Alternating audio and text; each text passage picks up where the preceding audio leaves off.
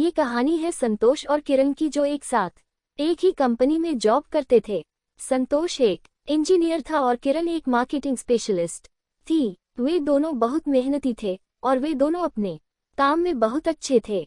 संतोष और किरण एक दूसरे को पहली बार कंपनी की एक पार्टी में मिले थे। वे तुरंत एक दूसरे को पसंद करने लगे। वे दोनों बहुत खूबसूरत और आकर्षक थे और वे बहुत जल्दी दोस्त बन गए। जैसे जैसे समय बीतता गया, संतोष और किरण की दोस्ती प्यार में बदल गई। वे एक दूसरे के बारे में सब कुछ जानते थे और वे एक दूसरे के साथ बहुत खुश थे। लेकिन उनकी खुशी ज्यादा समय तक नहीं चली। कंपनी ने एक नई नीति लागू की जिसके अनुसार एक ही विभाग के दो कर्मचारी एक साथ डेट नहीं कर सकते थे। यह नीति कंपनी के लिए एक नई प्रतिस्पर्धा लाने के लिए लागू की गई थी। संतोष और किरण को ये पता चला तो वे बहुत परेशान हो गए।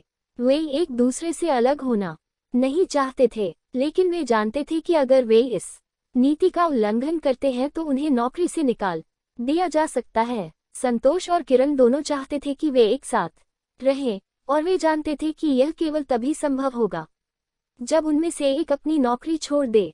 उन दोनों ने यह फैसला करने के लिए बहुत सोच समझ कर विचार किया। वे जानते थे कि यह एक कठिन निर्णय होगा, लेकिन वे जानते थे कि यह उनके लिए सबसे अच्छा निर्णय होगा। उन्होंने अपने परिवार और दोस्तों से सलाह ली और उन्होंने बहुत सारे विचार विमर्श किए।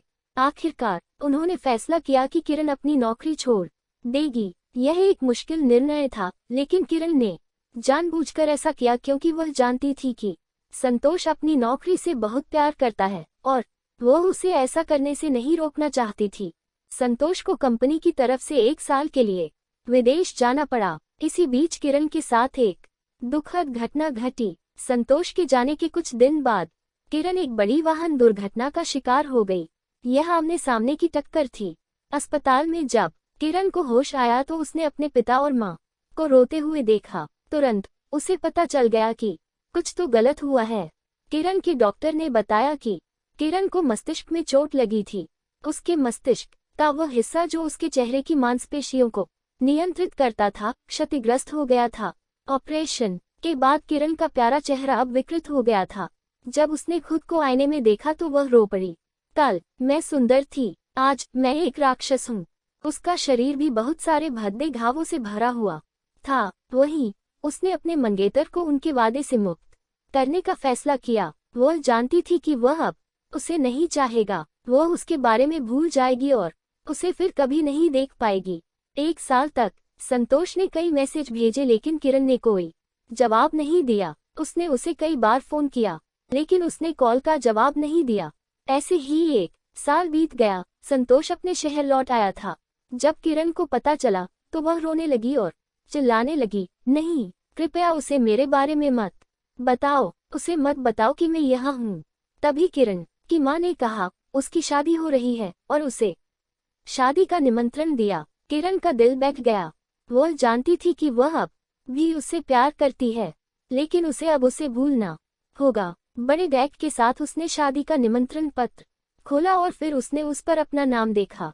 उसने भ्रमित होकर पूछा, यह क्या है? तभी संतोष फूलों का गुलदस्ता लेकर उसके कमरे में दाखिल हुआ। वह उसके पास घुटनों के बल बैठ गया और पूछा, क्या तुम मुझसे शादी करोगी? किरण ने अपना चेहरा हाथों से ढांक लिया और बोली, मैं बदसूरत हूँ। तभी संतोष ने कहा, आपकी अनुमति के बिना आपकी माँ ने मुझे आपकी तस्वीरें भेजी। जब मैंने आपकी तस्वीरें देखी तो मुझे एहसास हुआ कि कुछ भी नहीं बदला है। आप अभी भी वही किरण हैं जिससे मुझे प्यार हुआ था। आप अब भी पहले की तरह खूबसूरत हैं, क्योंकि मुझे तुमसे प्यार है। यह एक बहुत ही सुंदर और भावनात्मक क्षण था। संतोष की बातों से किरण बहुत खुश हुई। उसे एहसास हुआ कि वह अभी भी संतोष के प्यार के पात्र है, चाहे उसकी सूरत कैसी भी हो। संतोष की बातें हमें ये याद दिलाती हैं कि प्यार आंतरिक है, यह बाहरी रूप से नहीं आता है। जब हम किसी से प्यार करते हैं तो हम उसके अंदरूनी गुणों से प्यार करते हैं। हम उसके अच्छे दिल, उसके दयालु स्वभाव और उसकी बुद्धि से प्यार करते हैं। संतोष और किरण का प्यार एक आदर्श उदाहरण है कि प्यार क्या हो सकता है। यह एक ऐसा प्यार है जो बाधाओं को दूर कर सकता है और हमें खुशी और शांति दे सकता है।